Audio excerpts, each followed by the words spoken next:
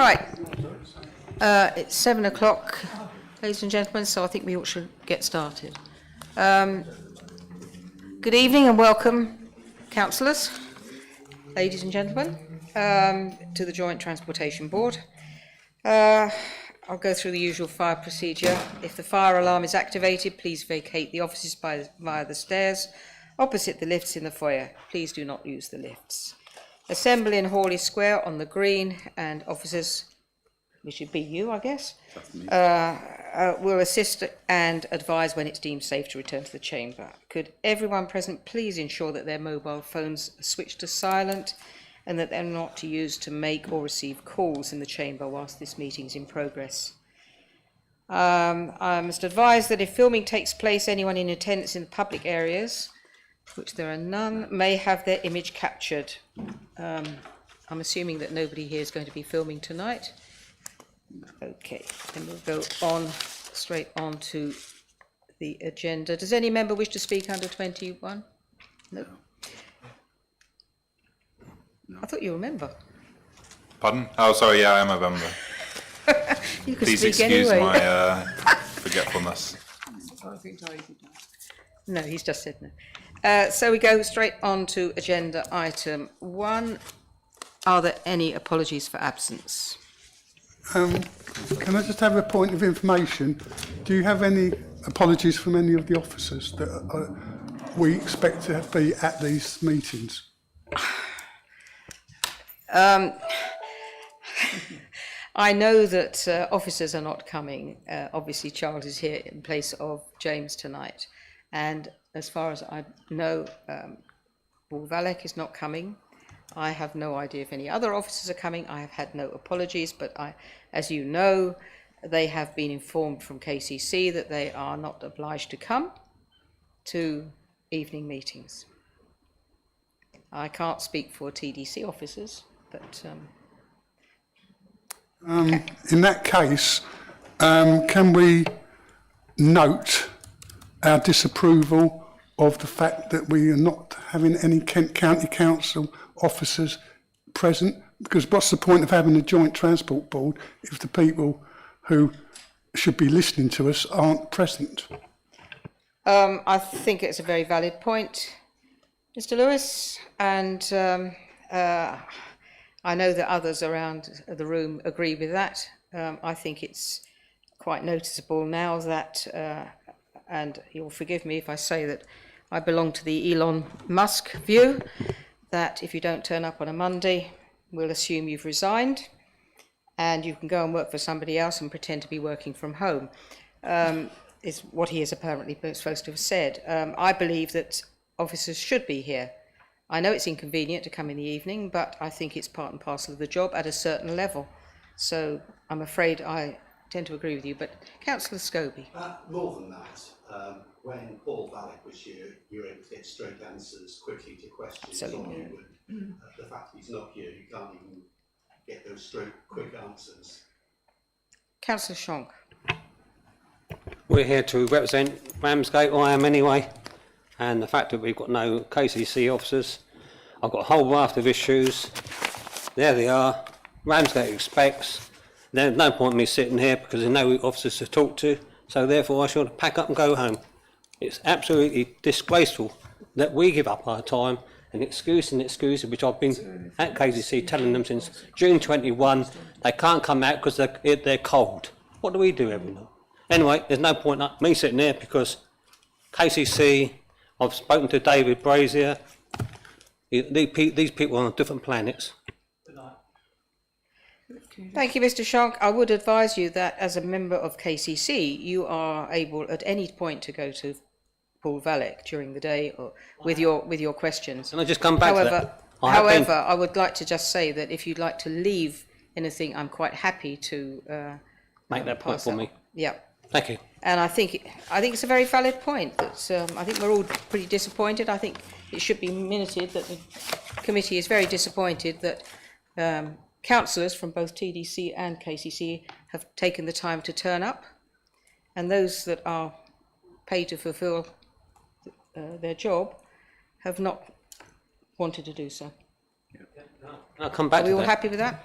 Yeah, can I come back to that? I've worked with Paul Vallick. I'm not picking on the person because I'm a people person. I've been to that site at KCC at Sandwich more times than I should do. They look at me as if I scrape something off their shoe. This is Amy, that's another part of the KCC. Everybody's fluffing around, making excuses why officers are not there. And I said, you know, any of you people ever heard of time and motion? They just look at me. He should be here. He was here. He's out and about. Well, he's not here. He's never here. Anyway, apologies to everybody, but I do try to represent Ramsgate, Nethercourt, Newington, and all at the moment I'm hitting a brick wall. Thank you, Councillor Schonk. We'll note your comments. I nevertheless do feel that we should continue because there are some issues here. Sorry? He's a TDC councillor. And he's a TDC, yes. But we are here to discuss certain issues, and I think that we do have to do that tonight. Derek, you wanted to say something? Yeah, I would just like to say in defence of Paul Vallick, he's only doing what he's told to do. Absolutely. Yeah, last night I had a former KCC councillor reported a tree falling in the road near Esmond Drive at Manston. He was in Margate. In half an hour he was up with his train saw, job sorted. Yep. First class operator. You're quite right. The argument is not with the officers in this particular case. It is really with the KCC cabinet member who has decided that that should be the case. And I think it's right that we note our comments and send them to the cabinet member, David Brazier, who has said quite bluntly that that's his decision and that's what he stands by, despite any complaints from fellow councillors. Okay, can we come back quickly? Yeah, because I raised it in the first instance. So Yes. Right reply. What about the general public? Haven't they got a right to hear? It's all right saying you can talk to Paul Vallick in private, fine, but we're supposed to be a public service. I'll send you a copy of the email I sent to David Brazier, which includes. I'm sure we're on the same page. Of course. In which I usual. also said that this was the opportunity for the public to hear about issues. This is live stream. This is live stream. They are listening to. This is the only opportunity they have to listen and hear their voice heard, because we are supposed to represent them. And I quite agree with you, and I do think it's deplorable, and I want it noted. Okay, we move on. Agenda item 1, you had apologies?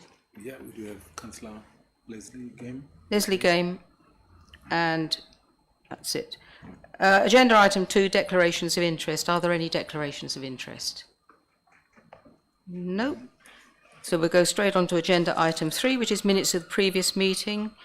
That's the meeting held on the 22nd of March 2022. Has everybody received that? It's part of the agenda. And are we happy to approve this?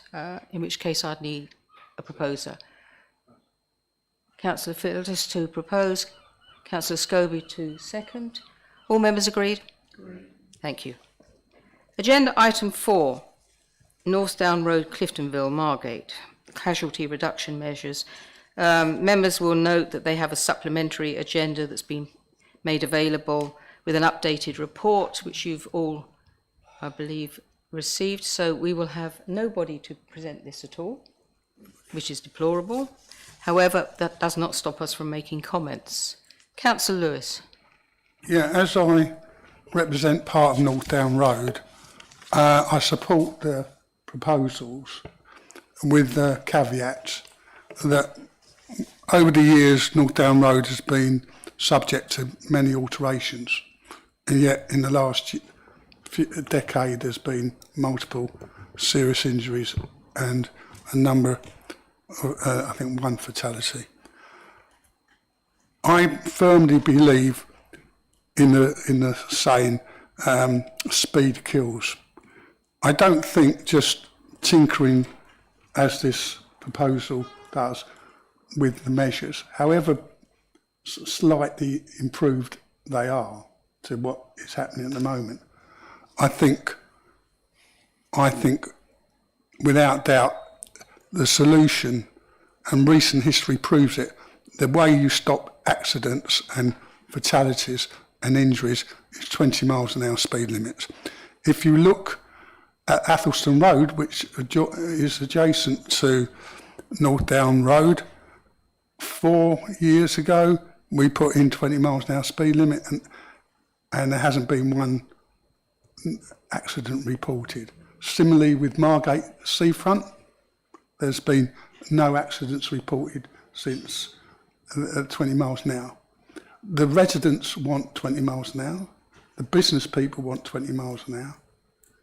So I would like to say to the officer, could he pass on our comments to David Brazier, but in the absence of anybody from KCC, could the chair make a note, if it's approved with the other councillors, obviously, that we support it with the rider, that the long-term solution is 20 miles an hour speed limit.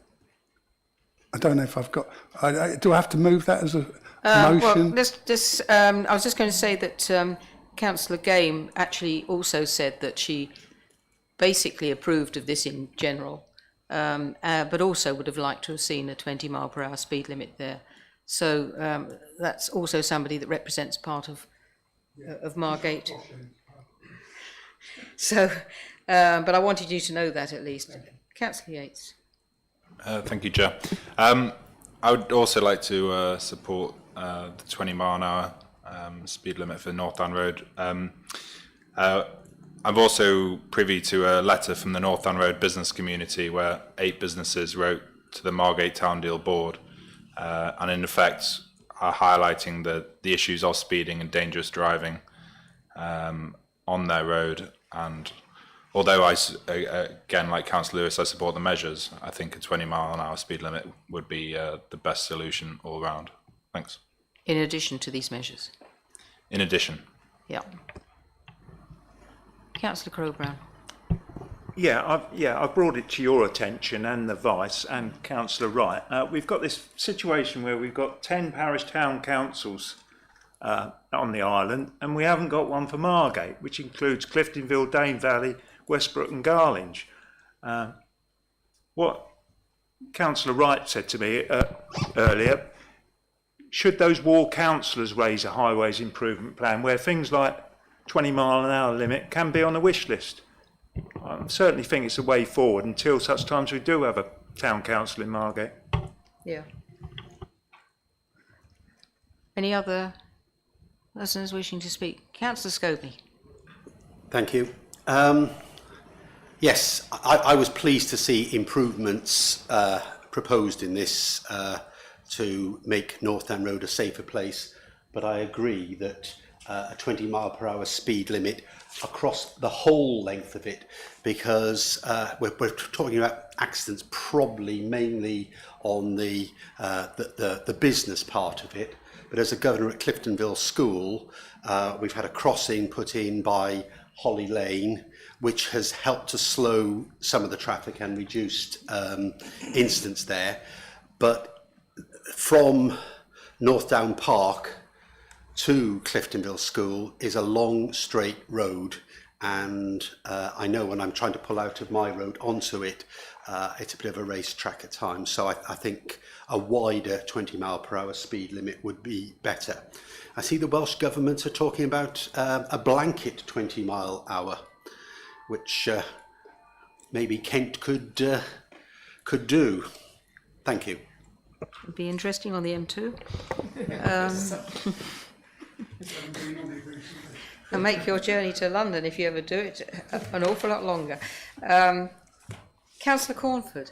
Yes, I just wanted to add also 20 miles an hour is the solution with the traffic, the levels that we have now, the speed that people drive, and the fact that somewhere like Croydon, the whole centre is 20 miles an hour. Yes. It does have to have enforcement, of course, in order to be active. But we're only asked actually that this report. Well, we're told that this report is for information, and we're only asked actually to note the report. But if members agree, I'm quite happy to draft a letter to the Cabinet Member for Highways and the department as well, including the area manager, with the comments of the committee, which are that essentially we agree with the amendments as suggested here, as proposed here. However, we feel that a 20 mile per hour limit on a broader, in a broader sense, in a broader range, should be considered for this area. Are members happy for us to do that? Yeah. Thank you. I'll second that. I think we've all agreed it. How is it our second? It's a letter. Yeah. Yes? Yeah. Thank you very much. Then we go on to agenda item 5, the Highways Works Programme. Again, there is nobody to present this, but you have your report in front of you. At least some of you do. I don't at the moment.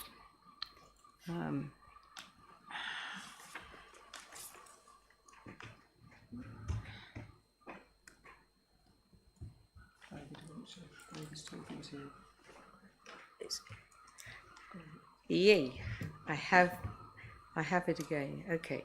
Agenda item 5 then. Do we have any comments on this, or do you want to go through this a page at a time or a section at a time, or would you like to just pull your comments out as we go? Councillor Hart. Well, it's a matter of commenting more than anything else, because as you said, there is nobody here to answer questions, so it makes it a very one-sided discussion. Thanks, Chair. The only comment I'd like to make is that the main dual carriageway between Birchington and St Nicholas has a speed limit on it, but there is a cycle path on each side, which was put in 1938, I believe, and it is absolutely appalling. You can't use it comfortably because it's got almost what I would call the old-fashioned thunder strips, but where it's all joined. It's very overgrown.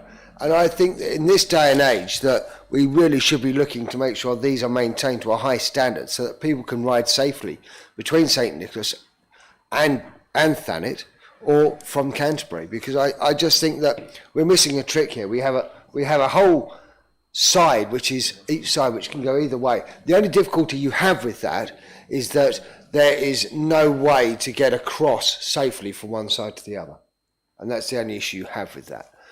So if you want to carry on going to the footbridge and you're on the left-hand side, then that's the difficulty, because there's no footpath on the left-hand side of the A28.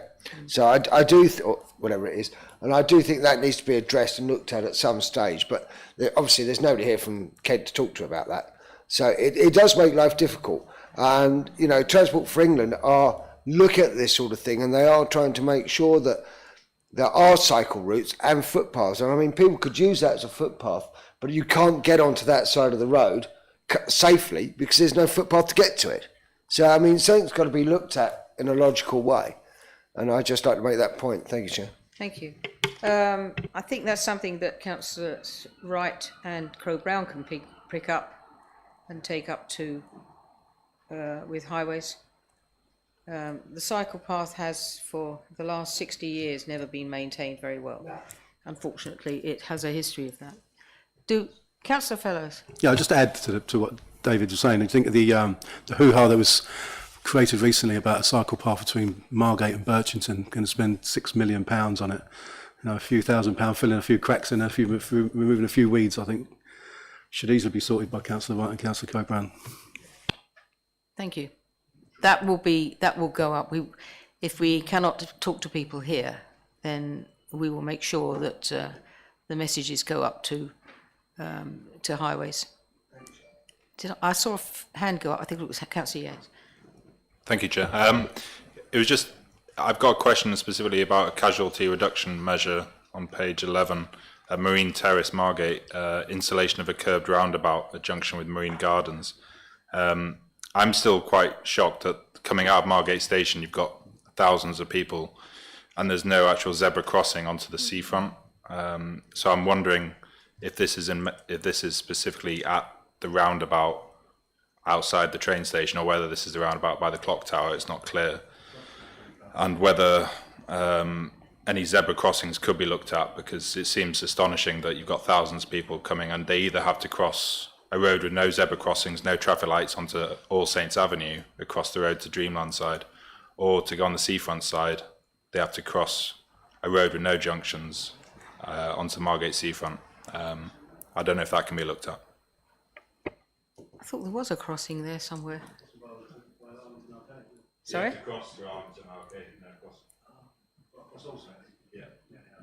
Yeah. Councillor Lewis, are you?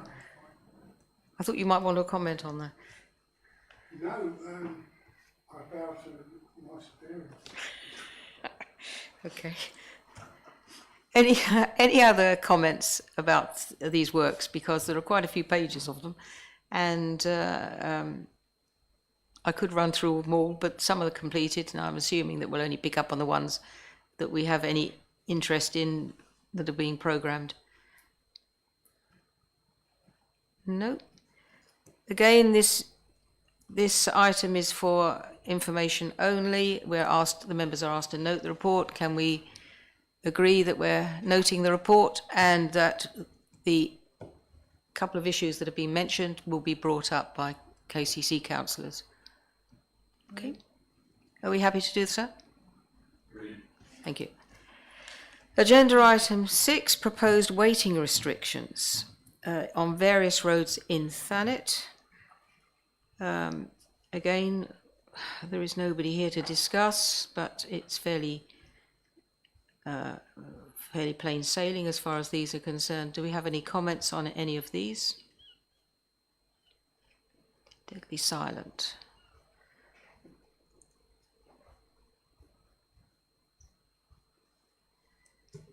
No, nothing at all. Nothing from those whose areas are covered here. In which case, the recommendation is that we recommend that the restrictions be installed as advertised. So can I have a proposer? Councillor Fellows and seconder, Councillor Crowbrow? All members agreed? Thank you. Agenda item 7, proposed 30-mile-per-hour speed limit along Nash Road, Margate. Again, we have various comments. Councillor Lewis. I should inform the committee that within the month, hopefully there's consultation going out in the Sampston area, which includes Nash Road, to make all roads, apart from Ramsgate Road and the M2, 20-mile-an-hour speed limits. So if you pass this at the same time of asking residents whether they want a 20-mile-an-hour speed limit in this road, you're going to be asking them whether they want a 30-mile-an-hour speed limit. So I don't know which way forward it will happen, but the right hand doesn't know what the left hand's doing.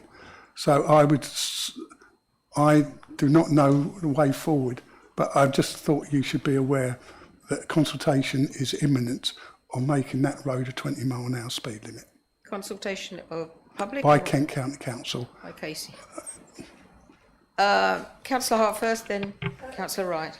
Thank you, Chair. My only comment to that is realistically, it hasn't taken part yet, or the consultation hasn't happened, so therefore we just go ahead with reducing the speed to 30. And that's all I can say. If that comes in at a later date, I mean, I don't think every road in Thanet can become a 20-mile-an-hour road. You'll just have a log jam everywhere.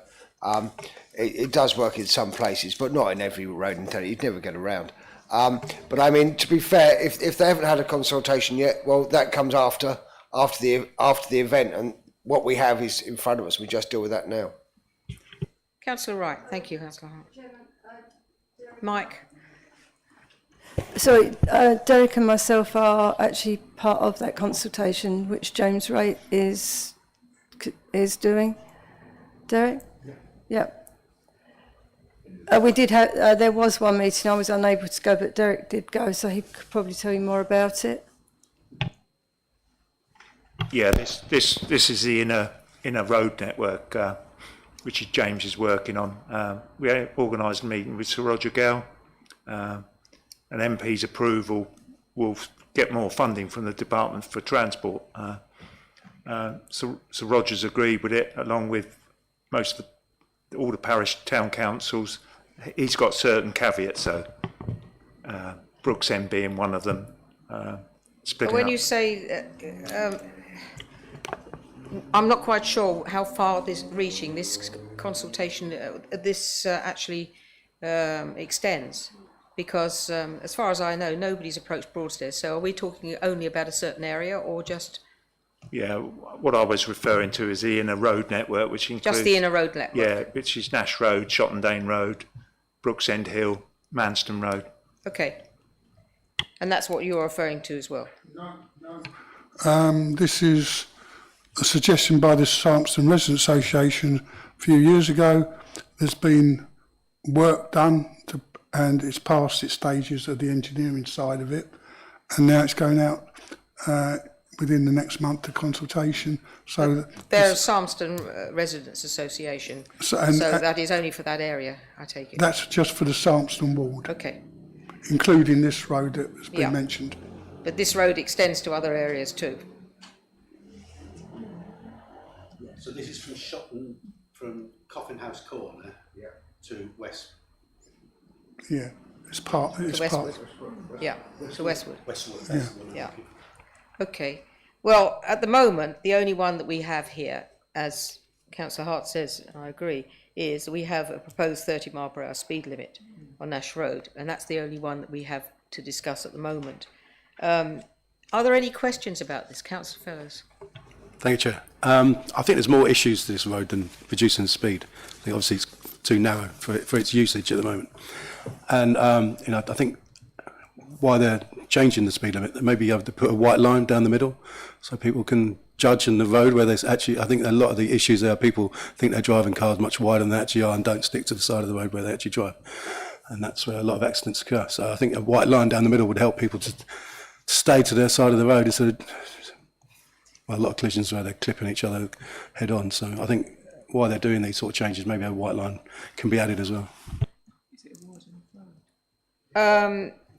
Yeah, there have been various comments about this. I mean, I'm also one of those people who's been driving this for the last 60 years, pretty much, and not quite, and I've also ridden down it, and I've noticed it's actually a little bit narrower now because of the undergrowth, and somebody has commented on that, and it's quite, but it is a little bit narrower because of the undergrowth on each side. It was a little bit wider before. And I drove it today just to see what it was like again. And in fact, coming from Margate, from Coffin Corner, the worst bend there is in fact where the new road's been put in. And that's actually the one part of it where you do tend to drift over to the other side, and there's no sight. It's in fact the new road has been the worst part of it, in my opinion, as a driver. I appreciate that others are not driving, but I assume we're all reasonably happy with the fact that it's going to have a reduced limit. I take it we're all happy with that. Councillor Crowbrown. Yeah, I've actually had several complaints, including my colleague to the left of me, regarding that narrow stretch on the bend by the farm. Yes. And I don't think the result will be removing that curb. It'll be more road signs, unfortunately, which seems ridiculous. It's actually, as you go past the farm and just round the corner, that new bit there is actually, it took me by surprise because the camber's wrong as well. It's a little bit like the camber down at over in Ramsgate, going out towards Cliff's End. But your suggestion for white lines would down the centre might help. Okay, are we happy to go with the recommendation that the reduced speed limit be installed as advertised, but comment that something should be done to make it more visible with white lines? Councillor Hart. Yeah, and also if we can just make the comment as other people have here, the undergrowth is not, I mean, the council are responsible for the first metre, and the owner of the land is responsible after that. And I think that needs to be addressed to make sure that you're not clipping your mirrors, you're not trying to push people into the hedges or the sides, the other side, and to try and make sure that these things are maintained. to the highest standard, because I mean, I don't even use that road anymore. I just refuse to, because I don't want to smack my mirrors, and some people just fly down that road as if they own it, and it's just, and I used it for years and years and years. It was the quick way to Broadstairs, realistically, and I've just given up now because it's just not suitable to use, really. Councillor Lewis. Yeah, I don't use it anymore because I think it's a very dangerous road. But also, there's been no real enforcement of lorries going down there illegally. So, again, it comes back to enforcement. With most of these things, it comes back to enforcement. Without that, it's dead in the water. So we can do what we like to the road, but as I said, I think there are areas that could be improved. I did have actually one question, and that was that I noticed that on one of the documents, the client is in fact Vistry House, trading as Bovis Homes, and I just wondered who is actually paying for any works done there. I'd be very interested to know. I was going to ask the question of an officer, but I forgot that the officers aren't here. So I will ask that question because, after all, the road has been there a long time, and it's only because there is now increased traffic because of the development that this becomes a major problem, or rather a more serious problem, and therefore it is interesting to know who is actually footing the bill for any works that have to be done because of the development. And I'm assuming it's the developer, but that may be a wrong assumption. So I will raise that question. It should be. It's not always. So I would like to raise that question. But we do have at least some comments on this. And the recommendation is that the reduced speed limit be installed. And our comments are that we would suggest addressing the undergrowth at each side and possibly making a white line in the centre. Any other comments? Councillor Scobie. Yes, possibly some traffic calming as well, because cars do hurtle along there, and if you're going to have a 30-mile-per-hour speed limit, you need some way of reducing or encouraging people to reduce that speed. Thank you.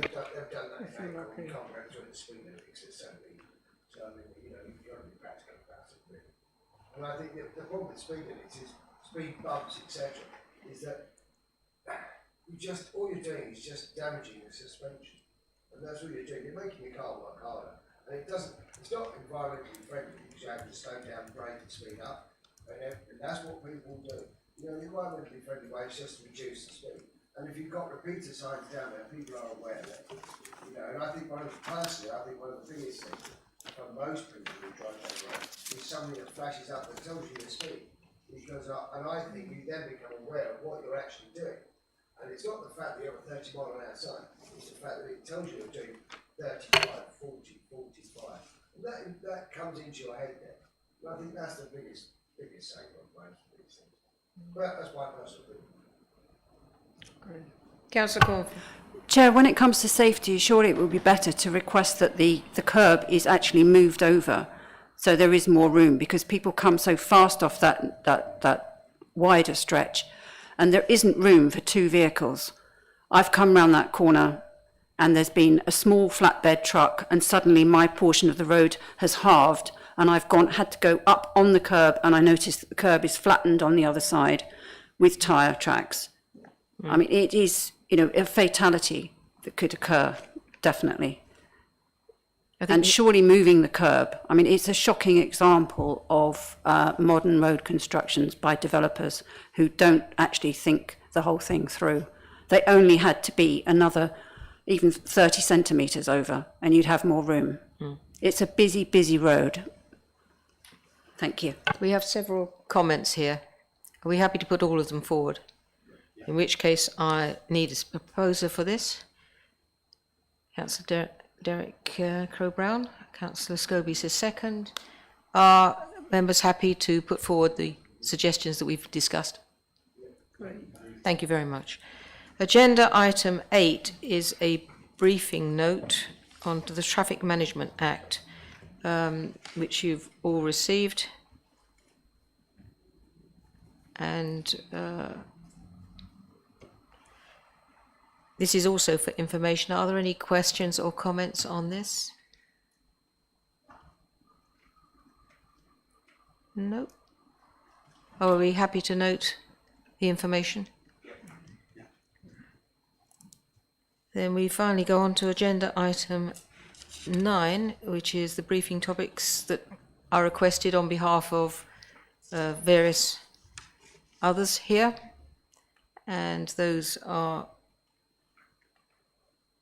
have various things here, including the budget for the potholes, which you'll see.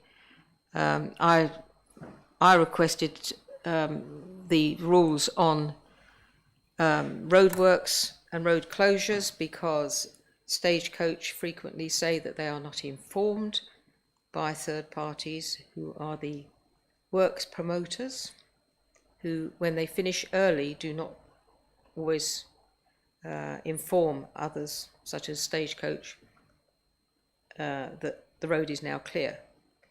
So the diversion of the bus continues, even though everybody knows the road is open. And these are things that they're supposed to do, but I think I have asked for KCC highways to emphasise that they should be doing this if they finish early and and the road can be opened again, because it's not happening. It's certainly not happening in Broadstairs always, and I assume it's not happening elsewhere. And I think there was another one here about dropped curbs. Was that for Councillor Cornford? Yes, thank you, Chair. We have a lot of older residents in Westgate, and we also have a lot of dropped curbs, but they are not fit for purpose. They were built many years ago, and with the increase of mobility scooters, there's a lot of discomfort and instability, and it seems sensible with this huge push for active travel for both mobility scooters, for just walkers, and for young families and pushchairs to be able to cross the road safely and easily by using drop curbs. And if we were to go the whole hog, then dog bones to prevent vehicles parking across this pedestrian access for active travellers, those on foot pedestrians. Those are no longer enforceable. The dog bones. And that is the problem. They are still put onto pavement, or rather onto the roadside, but they're not actually enforceable. But if somebody requests them, they do occasionally agree to put them there.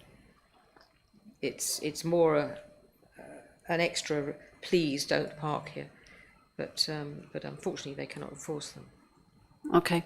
But the condition of the drop curbs could be improved, because again, it's about improving the existing infrastructure. As Councillor Hart was saying earlier about the cycle pathways, we've got them.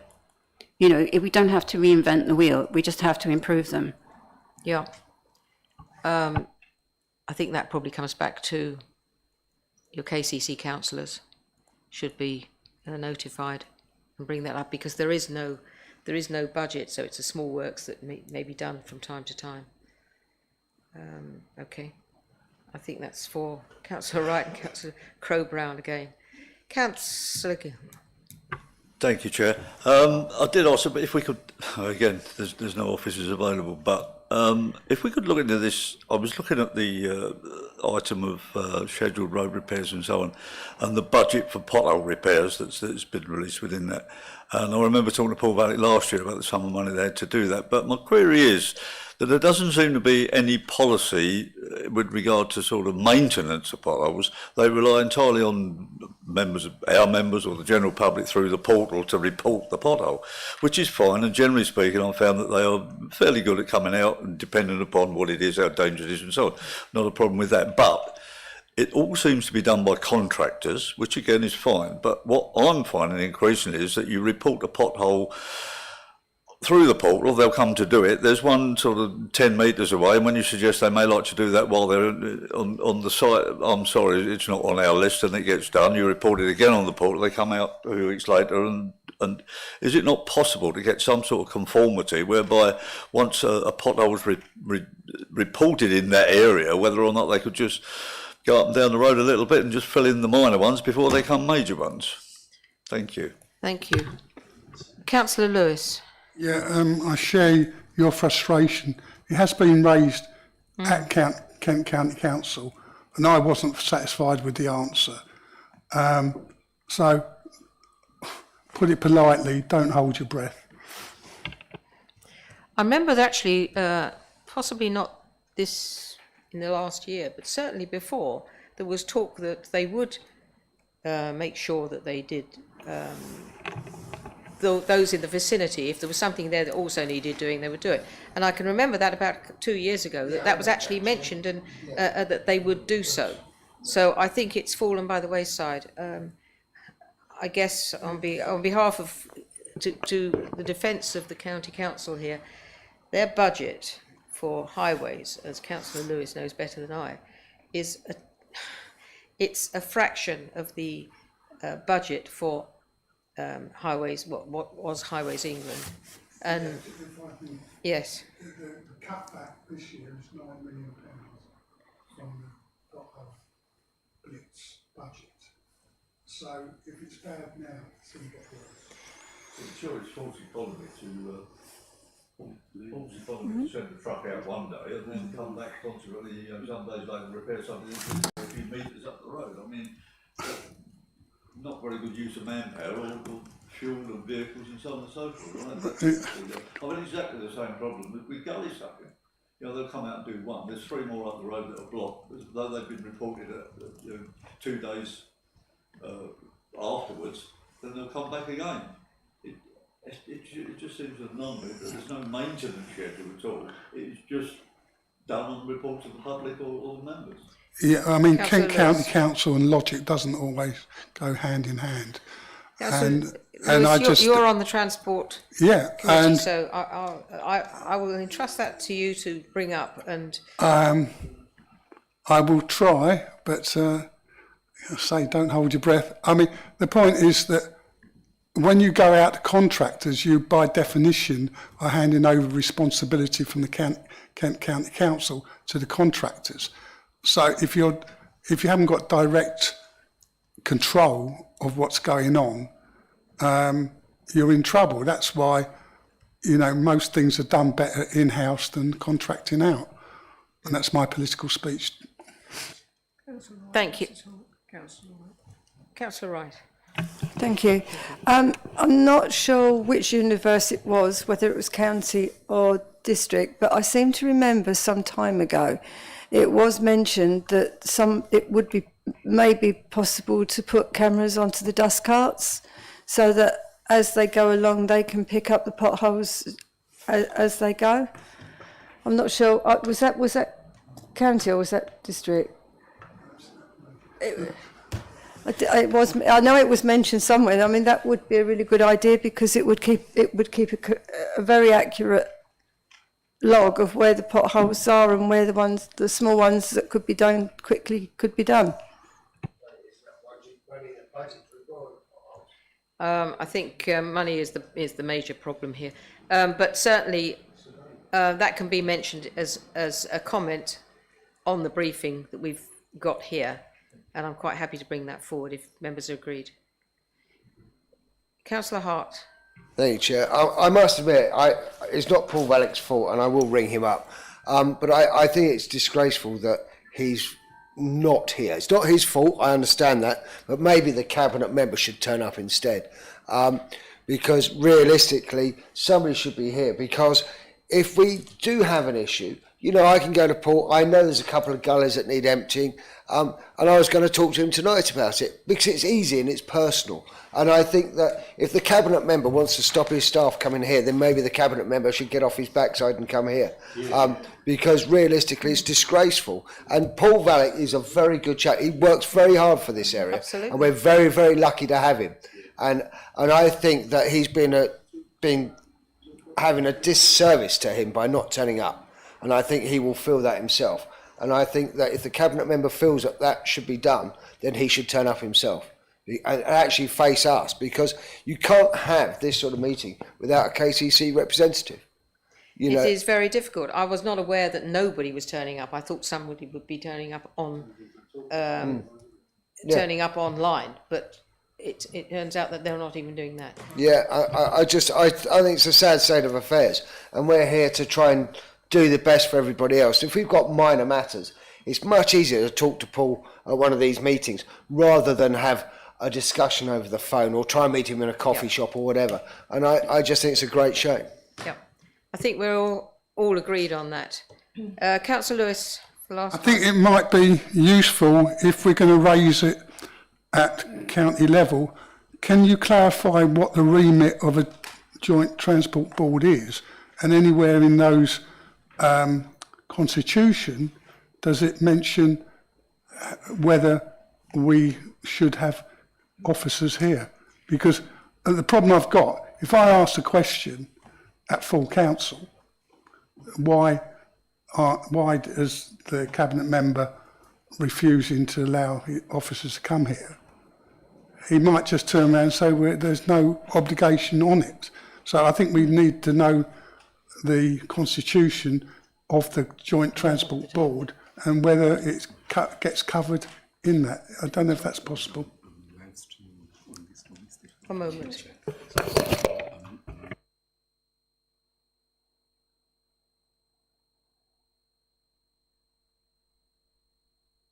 Councillor Lewis, I don't have the terms of reference to hand, and so I don't think it's directly mentioned in there. However, the terms of reference say what we are able to do, and that it implies a certain amount of communication with another party, because after all, if we're making comments, it would be helpful if we're having a report. It would be helpful if somebody is here to present it.